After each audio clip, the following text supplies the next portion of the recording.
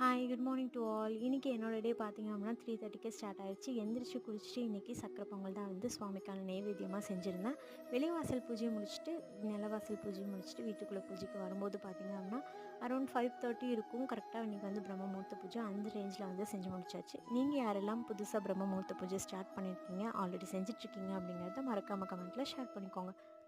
இன்றைக்கி யாரெல்லாம் birthday celebration பண்ணுறாங்களோ அவங்களுக்கு எல்லாத்துக்குமே ஹாப்பி பர்த்டே. நீங்கள் எப்போவுமே ஹாப்பியாக இருக்கணும் அப்படின்னு சொல்லிட்டு நான் ப்ரே பண்ணிக்கிறேன். அண்ட் என்னோட பர்த்டே இன்றைக்கி அப்படிங்கிறதுனால எனக்குமே நான் ஹாப்பி பர்த்டே சொல்லிக்கிறேன். Happy birthday to me.